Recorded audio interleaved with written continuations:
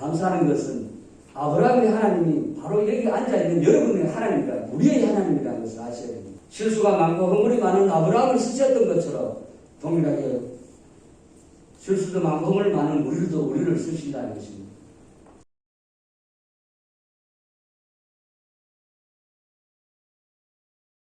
단지 아직도 코로나바이러스가 기승을 부리고 있는 상태입니다. 그렇기 때문에 여러분들이 방역수칙을 잘 지켜서 코로나바이러스로 걸리지 않도록, 감염되지 않도록 항상 주의합니다.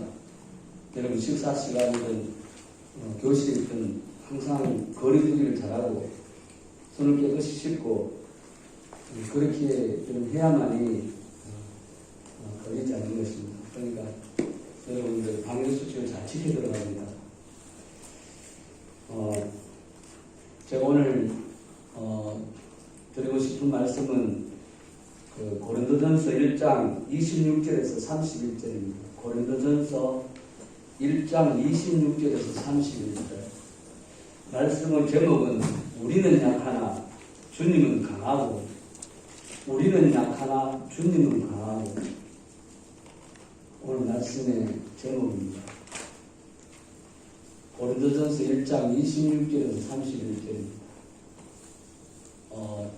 이 말씀을 먼저 제가 1절 읽고 그 다음 여러분들은 또 그 다음 절 읽고 이렇게 교도하도록 하겠습니다. 고린도전서 1장 26절에서부터 31절. 찾으셨으면 제가 먼저 읽겠습니다.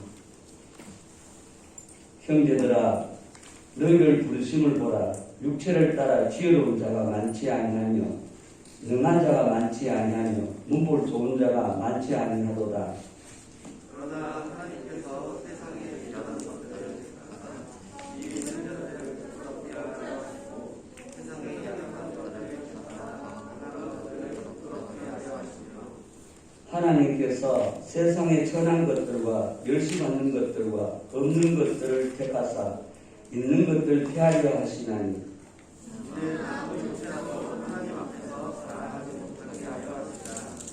너희는 하나님으로부터 나서 그리스도 예수 안에 있고 예수는 하나님으로부터 나와서 우리에게 지혜와 의로움과 거룩함과 구원함이 되셨으니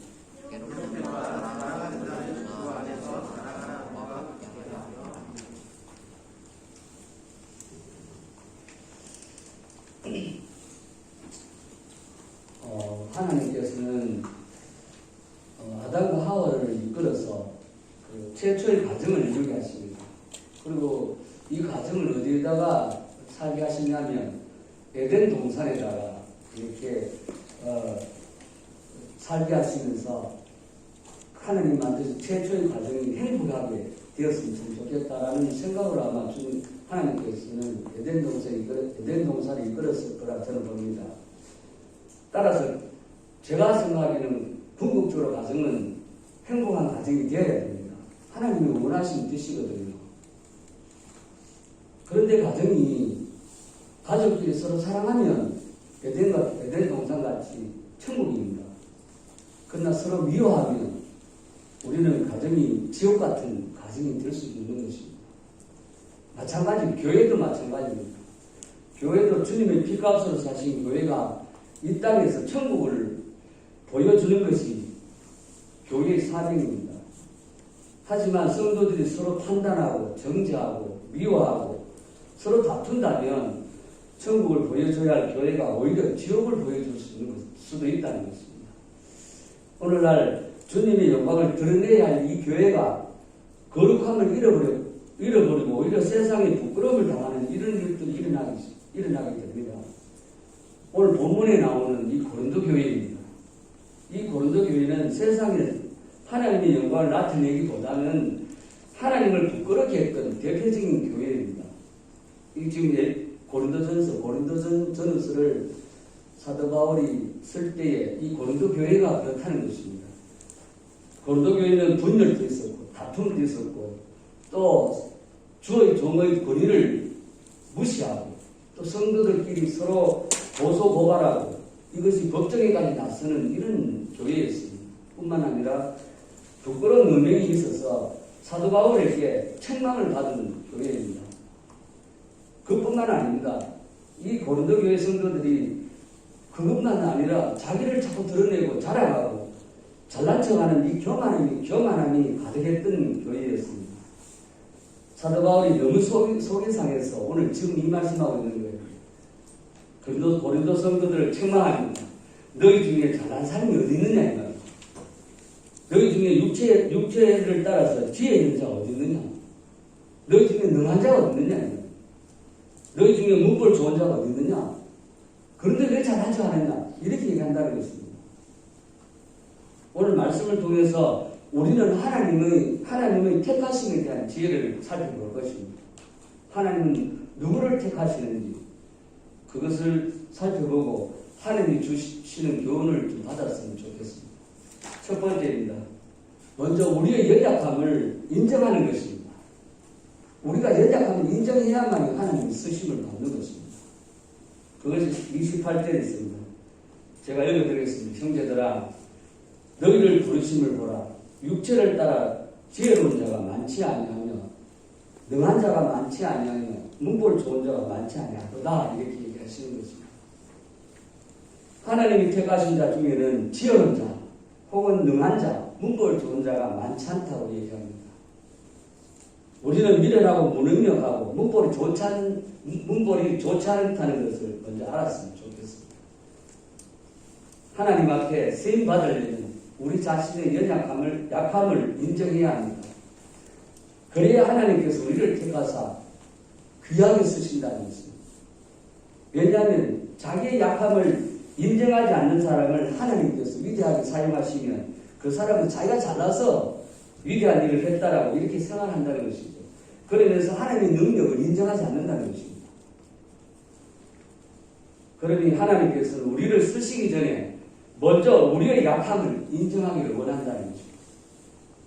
예를 들어 사도 바울을 보면 압니다. 이 사도 바울을 하나님이 사도 바울을 통해서 하나님이 사람을 들어 쓰시는 원리를 찾을 수 있습니다. 하나님께서 사도 바울을 사용하기 전에 사도 바울은요, 육신적으로 따지면 대단히 강한 사람입니다. 왜냐하면 사도 바울은 그 당시에 최고학부인 가마리엘 문화생이거든요. 지금을 따면 서울대학교 정도입니다. 뿐만 아니라 바리새인 중에 바리새인입니다. 종교적으로도 아주 훌륭한 종교인입니다. 그뿐만 아닙니다. 열심히 특심합니다. 너무너무 열심으로 하나님을 섬겼던 사람입니다. 잘나도 너무 잘난 사람입니다. 잘 아셔야 됩니다. 그래서 하나님은 사도 바울을 쓰고 싶지만 그들을 쓸 수가 없었습니다. 만약 그들을 쓰셨다면 사도 바울은 반드시 교만하여 망하고 말았을 것이다. 저는 생각합니다. 그래서 하나님은 사도 바울이 예수 믿는 자를 잡으려고 다메섹으로 가는 길에 하나님이 사도 바울에게 나타났습니다. 그리고 사도 바울을 엎드리게 하고 그리고 아무것도 보지 못하게 했는 것입니다. 그러니까 아무것도 보지 못하니까 주위의 사람이 그를 이끌어서 어디로 가느냐 다메섹으로 들어가게 하셨습니다. 그리고 사흘 동안 사도 바울은 보지도 못하고 먹지도 못하고 마시지도 못했습니다. 그리고 아나니아라는 사람을 통해서 사도 바울의 눈을 고쳐주시고 성령을 주시고 그러고 난 뒤에 그 다음에 그를 사용하셨다는 것입니다.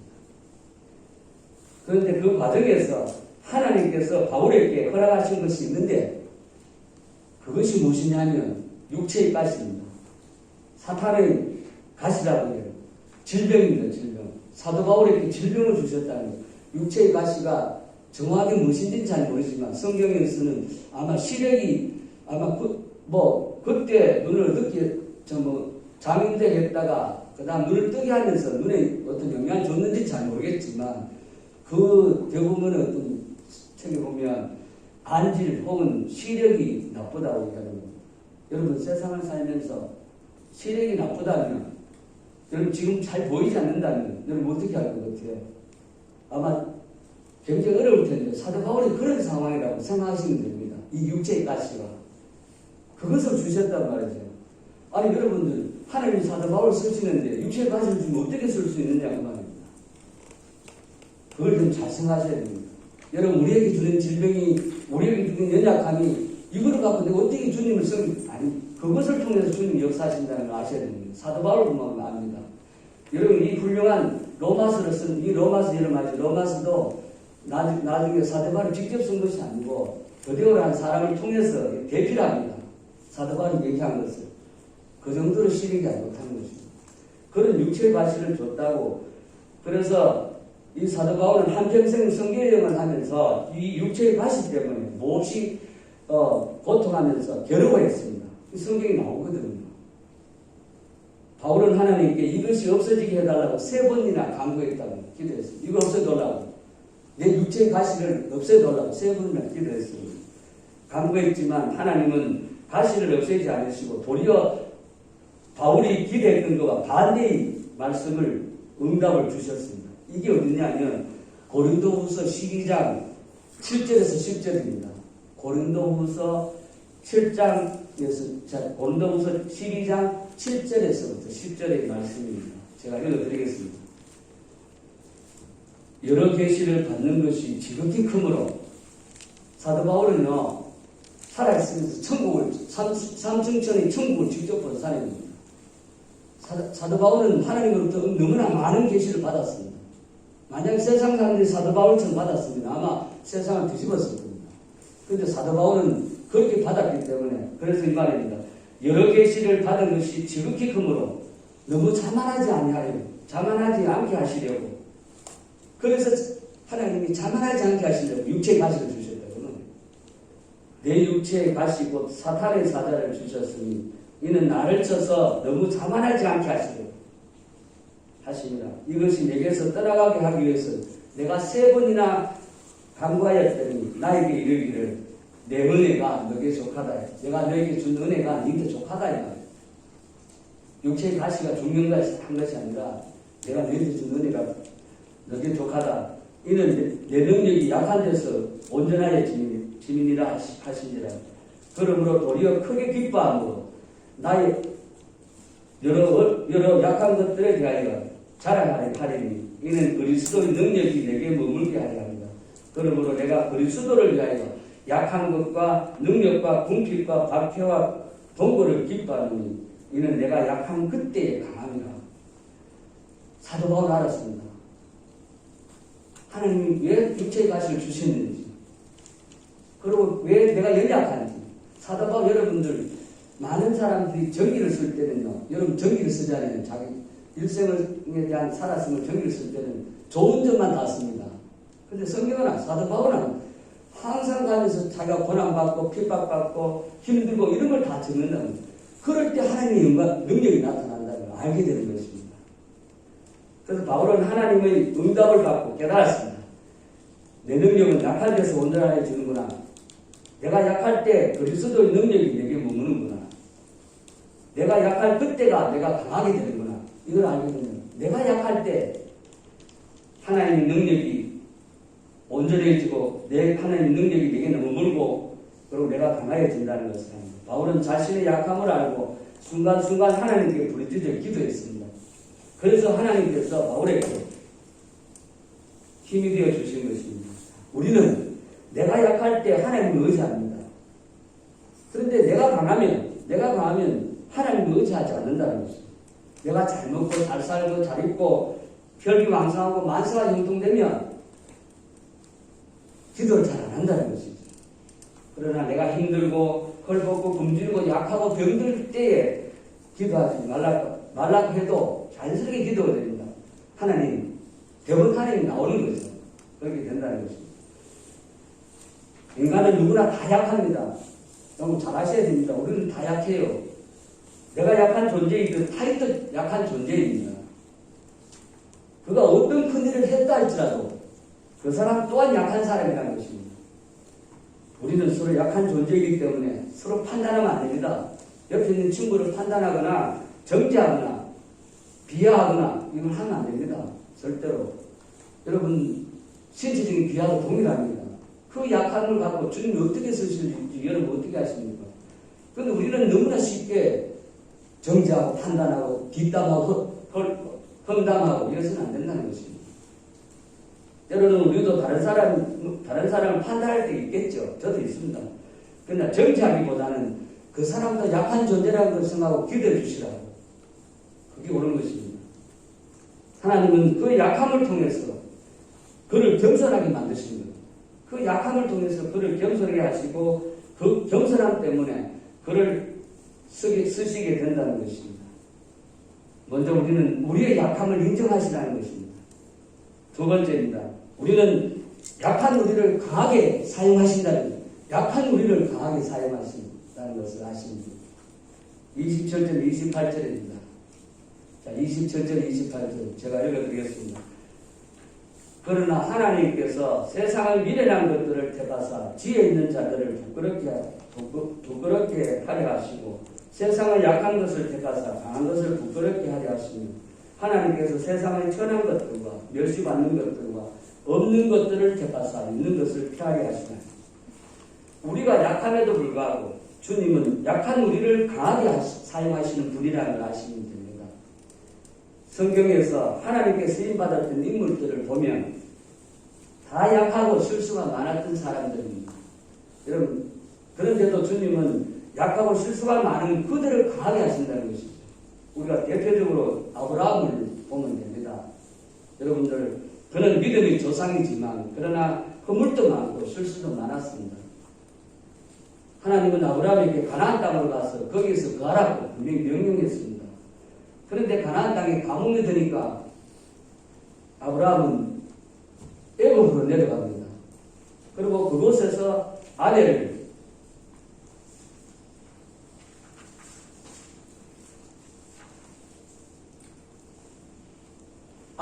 누이라고 이렇게 속이기도 합니다. 이와 같은 실수를 두 번이나 또 범합니다. 뿐만 아니라 아브라함의 가장 치명적인 실수는 하나님의 약속을 기다리지 못하고 여종 하가를 통해서 이스마엘을 낳는다는 사실입니다. 그럼에도 불구하고 하나님은 그런 아브라함을 믿음의 조상으로 복의 근원으로 열국의 아들로 쓰셨다는 것입니다. 뿐만 아니라 백세의 아들을 낳는 기적을 일으킨 주인공으로 쓰셨다는 것입니다. 예수님 족보에 가장 첫 번째로 오르게 됐다는 사실입니다. 감사하는 것은 아브라함의 하나님이 바로 여기 앉아있는 여러분의 하나님이라 우리의 하나님이라는 것을 아셔야 됩니다. 실수가 많고 허물이 많은 아브라함을 쓰셨던 것처럼 동일하게 실수도 많고 허물 많은 우리를 쓰신다는 것입니다. 실수가 많고 허물이 많은 그 아브라함을 귀하게 쓰셨던 것처럼 주님은 여러분들을 귀하게 쓰실 것이라 저는 믿습니다. 여러분 그럴 때마다 마귀가 있죠. 문제는 이 마귀가 문제입니다. 마귀가 참 우리를 정죄한다고 그래요. 네가 그렇게 약한데 네가 그걸 갖고 뭘 어떻게 자꾸 이렇게 한다는 것이죠. 마귀는 우리를 정죄하지만 우리가 겸손히 하나님을 의지하면 하나님은 우리를 강하게 하시고 지혜로운 자로 살게 주실 것이다 저는 봅니다. 주님이 약한 우리를 들어서 강한 자들로 부끄럽게 하는 이유가 있어요. 왜 약한 자를 들어서 강한 자를 부끄럽게 하느냐면 우리가 하나님 앞에 자랑하지 못하게 하겠습니다. 여러분이 잘나서 쓰시면 여러분 잘나서 그런 일을 한다는 것이죠. 우리가 잘나서 우리가 똑똑해서 큰 일을 하는 것이 아닙니다. 주님이 함께 하시고 주님이 도와주셔서 큰 일을 하는 것입니다. 그래서 31절입니다. 자랑하는, 자, 다 같이 한번 봅니다. 31절. 기록된 바, 자랑하는 자는 주 안에서 자랑하라. 한가 같게 하려 합니다. 여기 자랑하는 자는 주 안에서 자랑하라. 우리가 일을 잘하거나 또 우리를 통해서 어떤 지혜나 강함이 이렇게 나타나니 대부분 사람은 내가 대단해서 그런 줄 생각한다. 내가 대단하고 잘나고 똑똑하다고 이렇게 생각할지 모르겠는데 그렇게 생각하지 마시라고. 다른 사람에게 나는 강하고 지혜로운 사람이다 이렇게 말하면 안 된다는 것입니다. 문제는 그럴 때 어떻게 생각하냐. 약한 내가 주님으로 강해졌구나. 그리고 나는 약한데 주님이 나를 강하게 사용하셨구나. 이렇게 생각하시는 거예요. 그렇게 얘기를 하면 또 사람들에게 얘기할 때도 그죠? 나는 약한데 주님이 나를 강하게 사용했다고 이렇게 얘기를 하는 것입니다. 나는 미련한데 주님이 나에게 지혜를 주셔서 이들을 했다.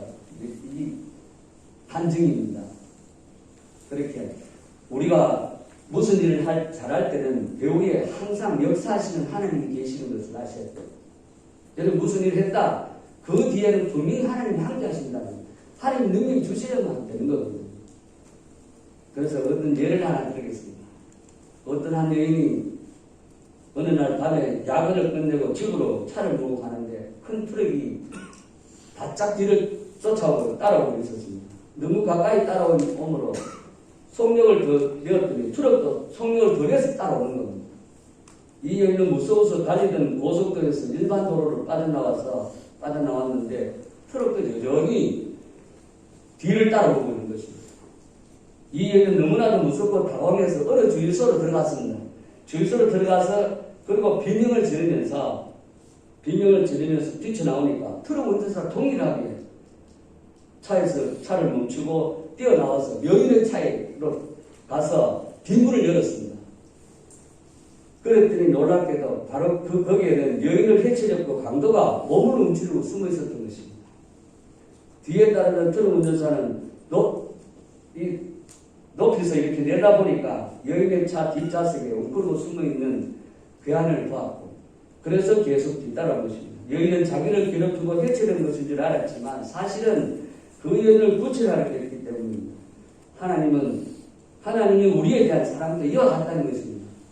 하나님은 언제나 지금 이 순간도 우리를 도우시고 우리가 어떤 위험에 직면하는 것인지 계속 보고 계시는 것입니다.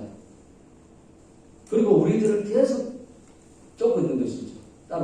쫓고 있습니다. 하나님은 우리 눈에 안 보이지만 우리 뒤에 숨어서 늘 따라오시는 것입니다. 우리가 잘 알지 못하여 어떤 어려움을 이겼다고 내가 겨우 시를 이겼다고 이렇게 생각하면 주님께서 옆에서 웃으시면서 하는 소리가 야야 내가 너를 도와주어서 이긴 것이지 내가 아니었으면 내가 이기겠냐 이렇게 얘기한다는 것입니다. 우리는 약하지만 주님은 우리를 강하게 쓰신다는 것을 아셨으면 좋겠습니다. 세 번째입니다. 우리가 할 일은 주님과 하나 됐을 때 하는 것입니다. 우리가 할 것은 주님과 하나 되는 것입니다. 30절입니다. 오늘 중요한 말입니다. 30절. 자, 봅니다. 30절. 너희는 하나님으로부터 나와서 그리스도 예수 안에 있고 예수는 하나님으로부터 나와서 우리에게 지혜와 어려움과 거룩함과 구원함이 되셨다고 얘기합니다.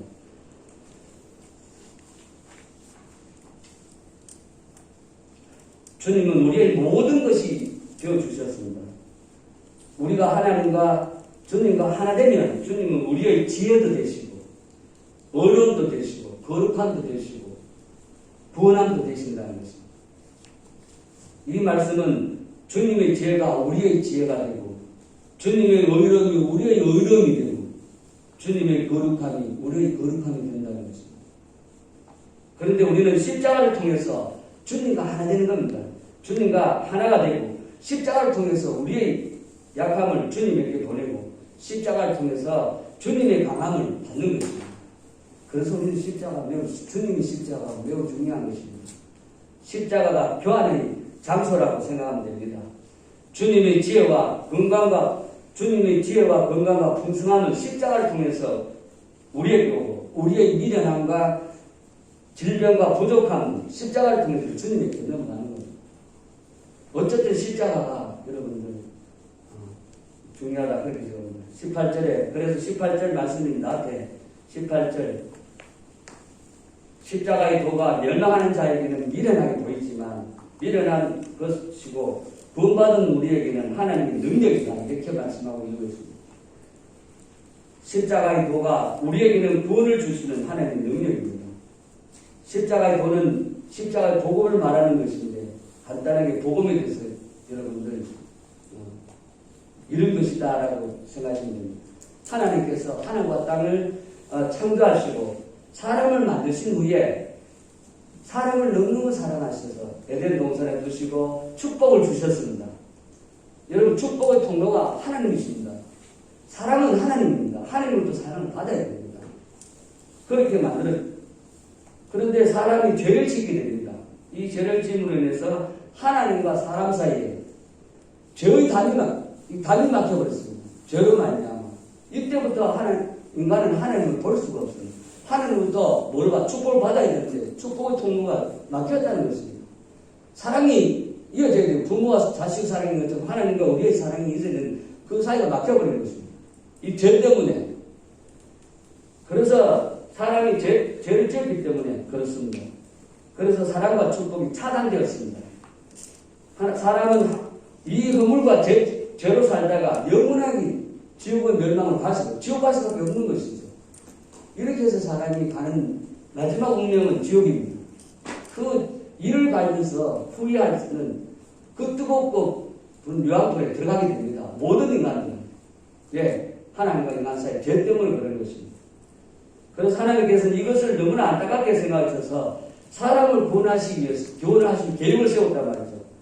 그런데 그 길은 오직 한 길입니다. 많은 길, 사람은 지금도 뭡니까? 진리가 여러 길이고 가는 목표가 많은 것처럼 보이지만 실제로 그렇지 않습니다. 딱 한 길입니다. 구원의 길. 죄악의 답을 걸고 사람을 영생하게 하는 길은 오직 하나뿐입니다. 죄 없으신 하나님의 아들 예수 그리스도가 사람의 몸을 입고 세상에 오셔서 인간의 모든 죄를 짊어지시고 십자가에 달려 피 흘리신 것입니다. 그 피의 공로로 모든 사람이 죄사함을 받게 되고 영원히 살게 되는 영생을 승리하는 자가 되는 것입니다. 이제는 누구든지 십자가에 달린 예수님을 믿기만 하면 모든 죄를 사함받고 하나님의 자녀로 삼아주시는 것입니다. 삼아주시고 구원해 주셔서 영원히 살게 되는 것입니다. 이것이 바로 십자가의 복음입니다. 십자가를 통해서 주시는 은혜는 거저 받는 것입니다. 하지만 그것을 내 것으로 만들려면 내 생활 속에서 항상 마음을 열고 주님과 하나 되기를 원해야 된다는 거예요. 주님을 영접하고 그다음 주님과 하나 되기를 원해야 됩니다. 주님이 없으면 우리는 행복할 수 없습니다. 축복을 받을 수 없다는 거예요. 그 축복의 통로가 막혀버렸어요. 그래서 여러분 매일 아침에 큐티하고 매일 말씀만 시간이 되면 말씀만 보시라고요. 말씀보다 더 좋은 거 없습니다. 그런데 우리는 하나님 통로가 막혀있는 것을 그대로 있으면 안 되는 것입니다. 그러니까 기회 되면 큐티도 하고 찬양도 부르고 하나님과 소통해야지 마음문을 열고 계시록 3장 20절입니다. 볼지어다 내가 문 밖에 서서 두드리노니 누구든지 내 음성을 듣고 문을 열면 내가 그에게로 들어가 그와 더불어 먹고 그는 나와 더불어 먹습니다. 우리는 이 말씀을 불신자에게 주님을 믿으라고 주시는 메시지 정도로 생각하지만 안 그렇습니다. 이 말씀은 소아시아 7교회 중에 라오디아 교회에 주신 말씀입니다. 이 말씀을 주신 이유는 신앙생활은 주님을 영접하는 것으로 끝나는 것이 아니라 매일매일 주님과 하나 되라 합니다. 하나 되기를 원합니다. 하나 되어야 한다는 것을 말씀해 주시는 것입니다. 역대하 16장 9절 말씀에 여호와의 눈은 온 땅을 두루 관찰할 수 한자 전심으로 자기에게 향하는 자를 위하여 능력을 베푸시나니 우리는 하나님의 능력이 우리 생활 속에 나타나도록 전심으로 주님을 찾아야 됩니다. 우리가 무슨 일을 하든지 하나님을 찾아야 됩니다. 그래서 주여 도와주십시오 이렇게 기도하면서 주님을 찾으셔야 됩니다. 그래서 여러분 학교 공부할 때도 주님 앞에 기도하십시오. 하나님 제게 지혜를 달라고 기억력을 달라고 창의력을 달라고 공부하는 것이 재미있게 할 수 있도록 해달라고 이렇게 기도하시죠. 이것이 하나님 우리에게 이야기하는 것입니다. 마지막 결론입니다. 제가 결론을 말씀드리겠습니다. 우리가 세상을 살아가면서 세상의 지혜로는 도저히 해결할 수 없는 이런 문제들이 많이 있습니다.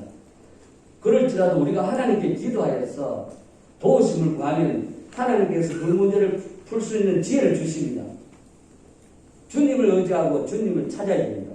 그러면 우리의 미련함이 주님의 지혜로, 우리의 약함이 주님의 강함으로, 우리의 가난함이 주님의 풍성함으로 변화됩니다. 뿐만 아니라 우리가 주님과 하나 되어서 주님이 우리에게 지혜와 의로움과 거룩함과 구원함이 되었으면 참 좋겠다. 이상입니다. 기도하고 마치겠습니다.